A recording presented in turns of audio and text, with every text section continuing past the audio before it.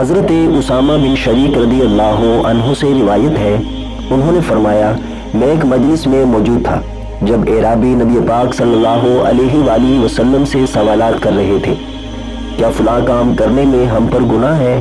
کیا فلاں کام کرنے میں ہم پر گناہ ہے؟ تو آپ صلی اللہ علیہ وآلہ وسلم نے ان سے فرمایا، اے اللہ کے بندو، اللہ نے حرج کو دور کر دیا ہے مگر جس نے اپنے بھائی کی عزت میں سے ایک حصہ کاٹ لیا، یہی ہے جس نے گناہ کیا۔ انہوں نے کہا، اے اللہ کے رسول صلی اللہ علیہ وآلہ وسلم، کیا ہمیں اس بات سے گناہ ہوگا کہ ہم بیماری سے شفا کے لیے دوا استعمال نہ کریں؟ نبی پاک صلی اللہ علیہ وآلہ وسلم نے فرمایا، اے اللہ کے بندو، شفا کے لیے دوا استعمال کیا کرو۔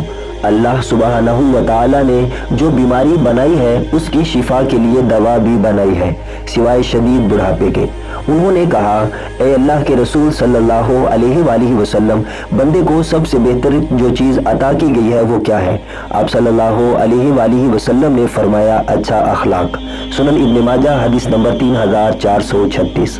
حضرت ابو خزامہ رضی اللہ عنہ سے روایت ہے، انہوں نے فرمایا کہ رسول اللہ صلی اللہ علیہ وآلہ وسلم سے سوال کیا گیا، ہم دواؤں کے ذریعے سے علاج کرتے ہیں اور دعاؤں کے ساتھ دم کرتے ہیں اور دفاعی اشیاء کے ذریعے سے اپنا بچاؤ کرتے ہیں، کیا یہ چیزیں اللہ کی تقدیر میں سے کسی چیز کو روک سکتی ہیں؟